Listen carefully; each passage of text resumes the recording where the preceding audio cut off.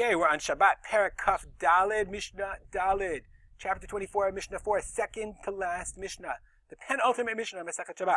The Mishnah continues to talk about ways that we feed animals on Shabbat. It says the Mishnah, very short. Dluim are gourds or kind of pumpkins or what have you in front of animals. Even though the pumpkin food was pumpkin food, it was cut. And it was human food, okay? Nonetheless, I am allowed to cut it up before my animals and feed them on Shabbat. Just so you know, there's a really interesting question of, is muchan la'adam, is muchan l'klavim or not? If I have something that's edible to me, and I don't intend before Shabbat to feed it to my dog, so is that considered halachically muchan, or relevant or ready to feed to the animals or not?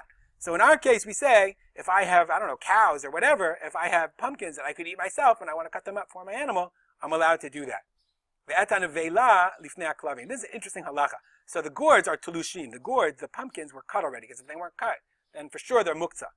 Okay? But I have now a nevela. What's a nevela? The nevela shenit nabla ayom.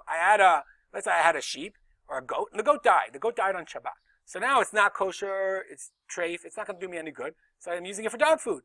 So it's dead. What's the problem with cutting it up? I want to give my dog food. I'm allowed to eta nevela lifnei aklavim. Okay?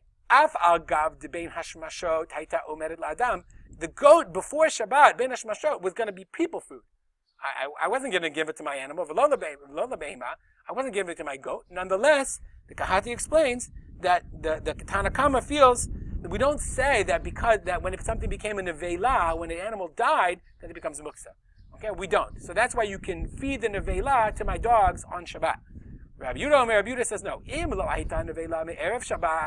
If it wasn't dead, meaning if it was alive on Erev Shabbat, and when Shabbat came in, asura.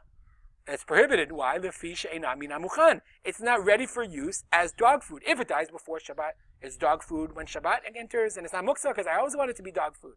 But Rabbi Yehuda says that if it was alive before Shabbat and then it died on Shabbat, then it wasn't considered dog food before. It was not mina mukhan. It was people food. Ultimately, gonna be people food, and therefore to turn it into dog food, it's muktzah. It's ena mina mukhan. It was not ready for use in this way from before Shabbat. Interestingly, we don't pass him like Rabbi Yehuda. We pass him like the Tanakama. So remember that when your goat dies, when you want to feed it to your dog on Shabbat.